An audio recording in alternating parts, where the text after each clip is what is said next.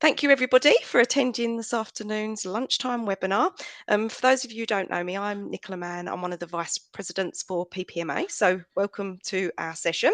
I'm introducing For the Love of Leadership, which is the 30-minute taster session we have today with Matt from PENNA and Mavis, if I've said that right. Hopefully I have. Mevish. Mavis, Yeah. Mavis, is it? Mevish. Mevish. There you go. Mevish. See my Yes. lovely mixed Yes. accent that I've got. So welcome. From Socially Inspired. And they're going to cover how to lead with love and unlock the power of connection. So we have only got 30 minutes and I know there's a lot to go through. So I'm not going to say too much, just to say that if you keep yourself on mute, unless you're sort of got questions, and you can hopefully put those in the chat, and then hopefully we'll have time at the end to go through them. We are recording, but it only records the speakers on this webinar. So, that will be available after via email or on our website. And then, yeah, I will hand over to Matt to get going. Thank you. Thank you, Nicola. I'll share the slides shortly so we can all see that. But welcome everyone. So my name is Matt Jones, Associate Director at PENNA, Executive Interim and Premium Sponsor of the PPMA. This has been recorded, so it will be available afterwards on various channels. And joining me and leading most of the discussion today is Mevish Shafi Ajibola, founder and CEO of Socially Inspired. Mevish is a distinguished and nationally recognised strategic leader in HR and OD with extensive experience across various sectors. She has worked in local government, the financial sector, as an Islamic finance consultant, the voluntary sector, and most recently the NHS. She'll shortly take you through some slides she has prepared and discuss the bulk of today's webinar, which fittingly, as it is Valentine's Day today, is all about love and being your best self. So we will delve into personal power and cultural humility, what that means, and why it's important when we think about the recruitment process. If you've got any questions, points, just pop them in the chat as normal. We want this to be quite relaxed, informative, conversational. So as time is of the essence, let me just whack the slides up, which hopefully you can all see when I find them. And Matthew, while you do that, so just following on from that, first of all, thank you. And great to be here and see so many of you on the call. I'm conscious that people will be coming in and out, and that's perfectly fine. So Socially Inspired is very much about, it's a consultancy committed to creating loving workplaces and humanizing and harmonizing workplace culture. So talking on this topic is incredibly sort of important for me. It's the heart of what I do. It's the heart of Socially Inspired. And just following on from that lovely introduction, yes, I am a HR and OD professional. I am like you. I've spent 15, 16 years in the NHS, in particular in operational and strategic roles. And one thing I've learned through all of the experiences I've had is actually, as a HR profession, we are more than policies and procedures. And it's not just about frameworks and compliance. It is about us as HR people being responsible for the architect of the workplace culture. And that's why this is important, because the decisions we make and how we advise and how we approach things has a huge impact on the hiring process. It has a huge impact on the way policies are enforced and embedded, but it also has an impact on how conflict is managed in a workplace. And that will determine the strength of, it'll either strengthen inclusion within the environment, or it will do the opposite. It will just continue to reinforce the exclusion that we know exists in the workplace, that people feel in the workplace. So from that perspective, this is very much about how you as individuals and how as a collective group you show up and embrace your power of being a professional, but more importantly, you being your personal power is your humanity, is you being a human, because it's a gift. Because in doing that, we can then create the loving workplaces where people feel valued and they feel belong, and we're able to have psychological safety, which is what it's all about. And that's why. So Matthew, are we able to go to the other slide? And just that bit of context to to set the agenda, that nicely takes me into Great. a quote from Rumi. Are you Yeah, able to? I thought I was. Hang on. Oh, Oh, there we go. it's not. Down here. There you go. Oh, brilliant. So this quote I thought was incredibly relevant to setting what we're here to do. So your task is not to seek for love, but merely to seek and find all the barriers within yourself that you have built, engage against it, and embrace them. So this very much talks to, in fact, I would say this particular quote is truth to power. What it does say is, in order to create that humanized, harmonized environment within ourselves and in the environment we're in, and to embrace that safety and goodness of what we're here to do, what we need to do is do that inner work. And that inner work is about developing the ability to self-master our own cultural humility. If we can go to the next step, next slide, please, because cultural humility, I'm not sure how much you know about cultural humility, but I want to focus very, you can Google it. And in this particular slide, if you could, Matt, just, yeah, we have all of there's another quote. Yeah. So There you go. I did a quick Google, as one does, including ChatGPT, which is the go-to place nowadays. There's a lot out there about cultural humility. What I want just to briefly say is that cultural humility is about that interpersonal relationship with oneself, but it's also recognizing the lifelong learning that we need to be on. So as HR professionals, it is about that lifelong learning, even in the most uncomfortable situations and uncomfortable scenarios that we find ourselves in. But it's also about recognizing that in the workplace, especially in the environment we're in, where there's many differences and opposing views, how we respect one another and navigate through that process.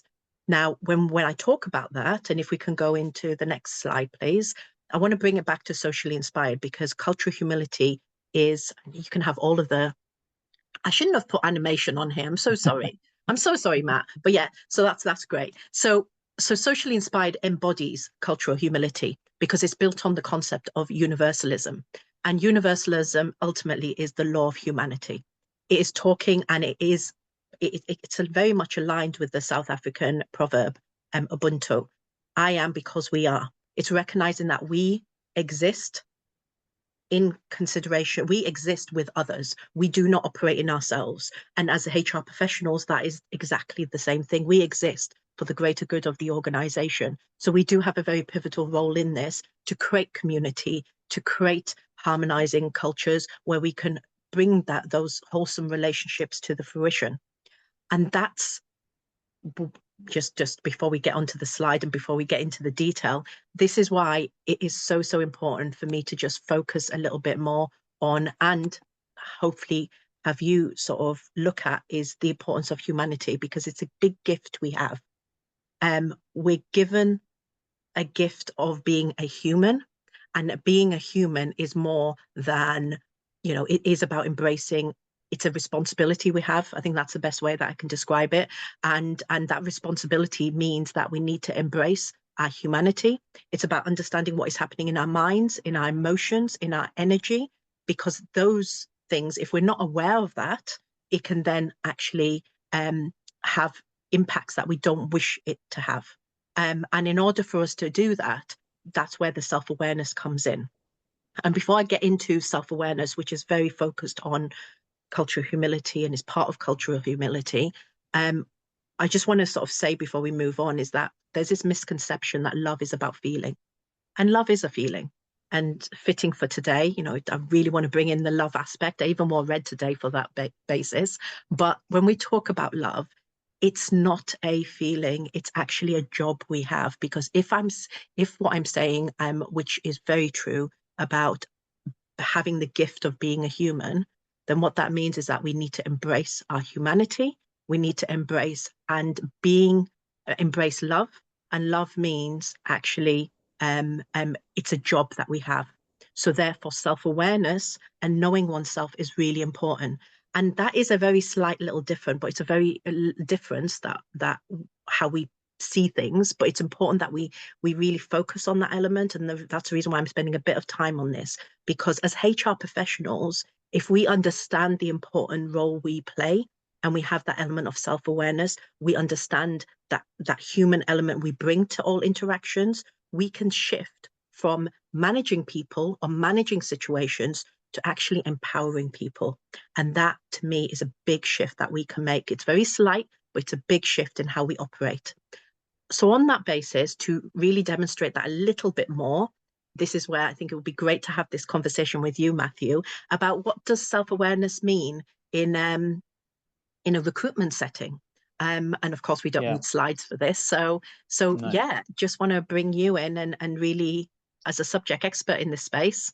Yeah, no, absolutely. I'm scared to get off the slides in case I can't get them back. So hopefully everyone they can definitely hear us. So hopefully they can see us as well when we talk. But no, brilliant. Thank you. Yeah, I love that. The humanity aspect of that. That's brilliant. But I think if we look at recruitment, and I suppose a key area really for how cultural humility and personal power are interconnected. If we think about recruitment, is the interview panel, the interview process. And we can look at this from both you as a candidate in that process, or you as the hiring manager, and different perspectives, and we can break those down and probably talk for hours about all the different areas we can go into. But I think one area that would be good to, I think from what we've discussed, really, and if you agree, maybe is take note of is about bias and unconscious biases and how they creep in. Yeah, and yes, and the biggest, I'm sure you've all heard it, especially as HR professionals, because I've heard it many times, is that actually at panel, there's this big shift that needs to happen where we seem to prioritize culture fit over culture contribution. Mm-hmm. There's constantly these questions about actually, oh, how does this candidate fit within our current environment? That in itself doesn't bring inclusivity to the work we do. It doesn't empower and doesn't we need to be more self-aware of that approach, because what we want to be able to be in a space of saying, actually, how can this candidate contribute to our current culture? And that shift and that self-awareness is really important, because we want candidates to feel familiar, rather and bring in those new ideas. Yeah, absolutely. I think, and sometimes I think if we talk about confidence as well, something to be aware of, it can be sometimes misinterpreted as competence. So the number of times that we hear as recruiters, it's how we've always done it, when challenged on certain processes. So the challenge back to that is to think differently. And sometimes candidates are, who are highly competent, highly skilled, could do the job, but present differently. And everyone, I suppose the key here is everyone does behave differently in that interview process and stage. So it doesn't always fit what you as the hiring manager perceive to be right for us. So, some candidates can ultimately get overlooked. Yeah, exactly. And I think this is where, again, I would say self-awareness is really important. When we are engaging in that dialogue or advising on this hiring process, are we being really aware of the biases potentially within ourselves, but also, is there something happening there in terms of the decision maker of the hiring manager or the panel members? Are we being curious, or are we just accepting? Are we accepting what the panel member have said? As HR professionals, are we kind of engaging in that dialogue? Because we need to recognize our own biases in it, but we also need to, if we don't feel comfortable in challenging or having those conversations, then why? Why is that the case? And I think that is really important, because then we can then uncover our own leadership and our own sort of style in operating as a HR professional as well.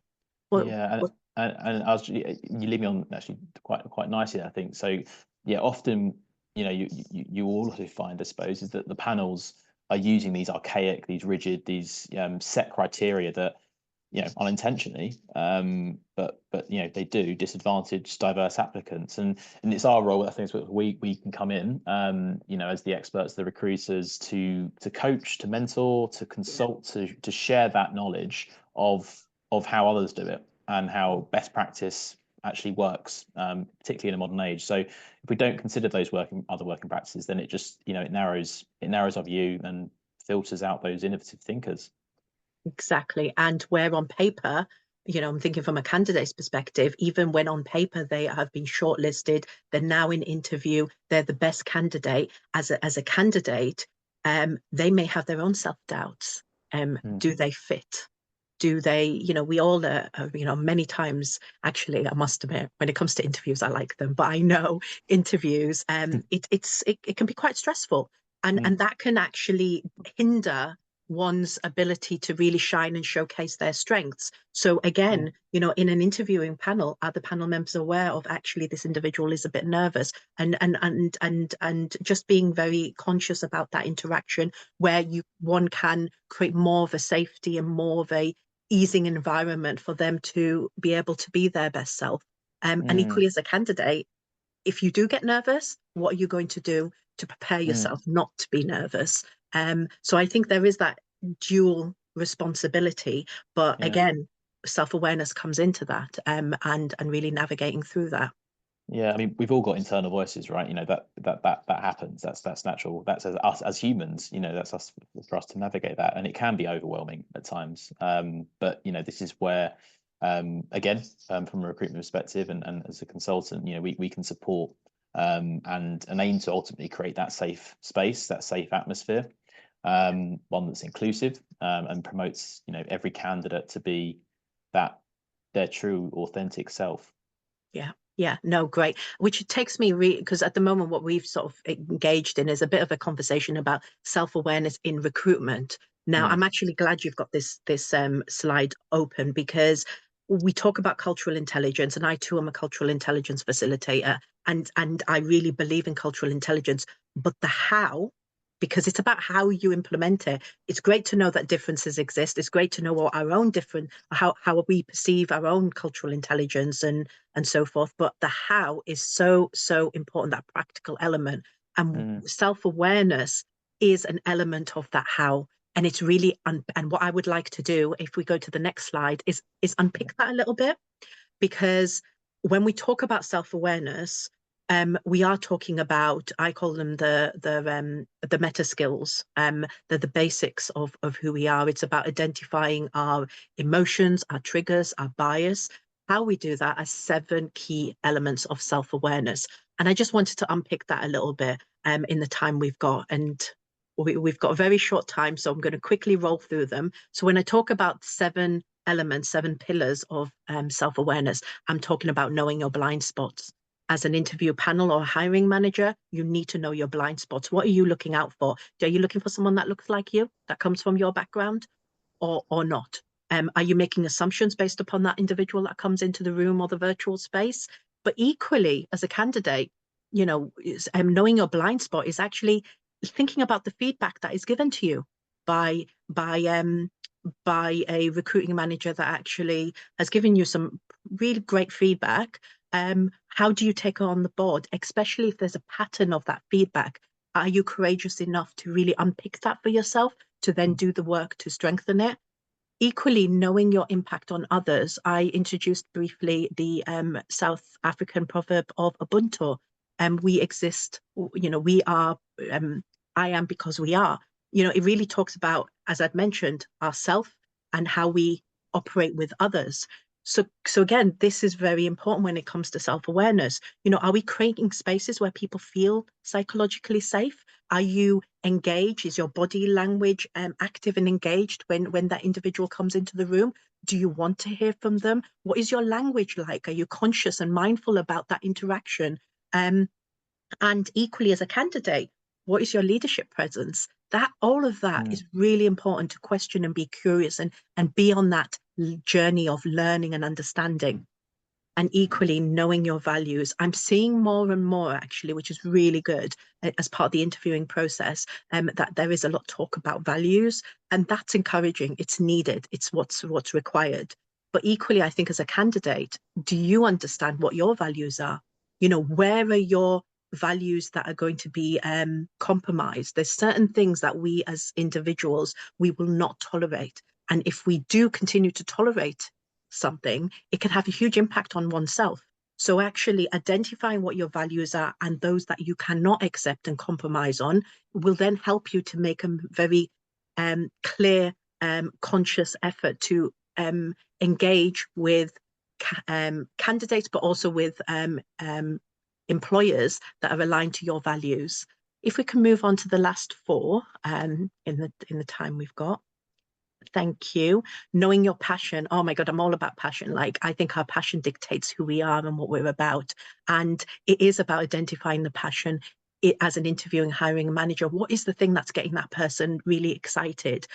It's not just what they've done. So it's not just about past experiences. It's about what gets them going. That's really important. And equally as a candidate, what really excites you? You know, knowing that will help you navigate through that recruitment process and identify the roles and employers that you choose to engage with. Knowing your aspirations. So when I talk about right questions, I'm talking about how in your interviewing process, are you asking the right questions, such as where do you see yourself in this organization in 3 years from now, or in your career 3 years from now? You know, trying to identify that individual's aspiration. And equally, do you have that aspiration when you're showing up as a candidate in that interview? Are you just wanting the job because of the money and because you need a job, or actually there's a real need that you want to be able to secure this role because the impact you would want to have, because of the value you feel you can add? You know, identify that and showcase that in the interview, because that's so important. Knowing your strength. I think we all have strengths. We all have amazing uniqueness. How are you shining and showcasing that? And as an interviewing panel, let's look beyond traditional leadership qualities and really embrace that uniqueness that individual brings. And when it comes to knowing your ideal work environment, how aware are you about what you want in terms of work environment? I know I can no longer go back to full-time working in an office. I love hybrid working. I'm an introvert by background, so I love being around people because I love that engagement, but I really need my space. And that hybrid working really works for me. And so when I'm talking about self-awareness, it's knowing the work environment that you're in. Again, what I've shared with you is some examples from a HR recruitment point of view. And I'm hoping what you've gauged from this conversation is that recruitment element from a candidate's perspective and an interviewing panel's perspective. But if we can go, Matt, to the next slide, because I have a question to everyone in the room, but equally a question for you as well, Matt. Based on what I've shared in terms of the 7 pillars of self-awareness, which of these pillars have resonated with you, Matt? And for those in this virtual space, I would love to hear from you. Stick something in the chat. Which one resonates with you, and maybe why? And it doesn't need to be professional; it could be personal. But Matt, please, what about yourself? Yeah, no, it's a good, I think leading on actually nicely from the last one you've raised, and you know, personally, I would agree about the hybrid working. I know it's not for everyone, but I personally, I think it resonates well with me and what I do. But then from a working, you know, the again, going back to the recruitment process, both from a candidate and you know, a hiring manager's perspective, if you know, I think you need to kind of consider how, you know, the physical environment. So, you know, in an age where most people entering the world of work, you know, won't be familiar as well with being in a physical office, wearing a suit and tie, you know, commuting sometimes over an hour to and from work, you know, we need to think long and hard about the structures that are in place, and ensure they're inclusive. And this also extends to senior leaders. So, you know, everyone's different, which is why the self-awareness point, I think, is so crucial and vital here in what we're saying. But yeah, ultimately, I think that kind of sticks out for me, both personally and professionally. Yeah, brilliant. I don't know if we've had any in the chat yet. I don't think I can see that on this, so I might need to stop sharing. Yeah, I can see some people have been sharing. Know your ideal Oh, work you can. environment. Okay. Yeah, no, great. Again, I would love to hear more from you because I want to now start closing. If we can go to the next slide. So thank Yeah, you, sure. Matthew, for sharing. I must admit, all of them resonate with me, but it also depends. Remember I said about lifelong learning? All of those will have an impact, all of them at one time or at different times in our life. And all of it's increasingly important. So just bringing it all back, I talk about tools of self-mastery. And when I talk about tools of self-mastery, I don't know if I mentioned before, But for me, the focus when I talk about self-mastery and culture of humility, there's 3 important elements: self-awareness, self-compassion, and self-discipline. I've just spoken about self-awareness from a recruitment perspective, so there's so much we can dive into. But just bringing it back to us as HR professionals in the room and in this space, it is about deeply being human. It's about connecting and loving ourselves. And it really, like I said, bringing Rumi back into the room. It's doing that inner work. If we can just move to the next, if you can, not the next, but press enter again, Matt. I'm never going to put any animation on my slides ever again. Sorry. There you go. Thank you. So just in sort of concluding this, my ask of you all is commit. When I talk about personal power and culture of humility, your personal power is your humanity. So the greatest gift we have is our human self. So commit to self-mastering oneself. Commit and honoring and loving yourself. And loving yourself is embracing those mastery tools of self-awareness, self-compassion, and self-discipline. And in loving yourself, it does mean, like I said, fitting for today. Be your own Valentine. It's about that. It's about time that you focus on yourself, knowing that it will have a greater impact in the work that you do and in the workplace that you're in. So that's me in conclusion. Would love, I don't know. Oh, we've got a minute. Amazing. Good timing. Yeah, great timing. I thought I was going to overrun. But yeah, would love to hear from anyone. But any of your thoughts? But thank you for being here. And yeah, please do continue to put in comments. Yeah, thank you. Amazing. I'm sure you'll be delighted to connect with people if they wanted to continue this conversation offline. So I think you've got your details on here, haven't you? Yeah, I think it's on the next slide. Yeah. Yeah, next slide. So, well, Great. thank you both. That's definitely give There us you go. all food for thought this afternoon. Yeah. So I've not had my sandwich yet, so I can reflect when I have Oh, my God. Sandwich. Yes. So Have make sure we take remember, be time. your Valentine. I'm gonna. I Be your might even cut it into a heart. Yeah, why not? No, Why not? it is And Valentine's. and Jeanette, lovely to see you on this call. Amazing. Lovely to hear from you. Yeah, so I think just in the chat, I think Jeanette's obviously they're probably more sort of kind of observations, I suppose. So diversity candidates are not about lowering standards, but ensuring equal opportunity for highly skilled individuals who may have been historically overlooked. And then studies show that teams who are engaged and feel as if they belong lead to improved problem solving, creativity, and financial performance. So some observations there as you was going through your sort of presentation. So really, really good. And then I think Sybil said that the know your ideal work environment resonated with her. And Jeanette then says, use structured interviews with a consistent set of questions for all candidates to ensure fairness. Self-awareness is incredibly important. Commit to self-mastery. I can't say mastery, and be kind. You just said it. Got there eventually. But yeah, so I think, lots of, I think reflection going on as you were going through the presentation, actually. So really, really interesting.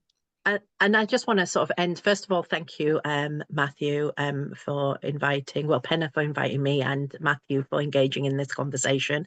And I think it just comes down to a conversation that I was had with Rachel from Penna, that actually how often do us HR people focus on ourselves, love ourselves, put ourselves first. We are incredibly important, and I'm hoping that kind of shines a light on this agenda. But thank you. Definitely. Perfect. Thank you so much. Well, thank you everyone as well for joining. Thank you. Yes, thank you everyone for joining. Just a reminder, don't forget PPMA conference. So if you haven't booked your tickets yet, get booking. It's going to be a good one. And yeah, have a lovely afternoon and enjoy the weekend. Thanks for joining. See you later. Thanks everyone.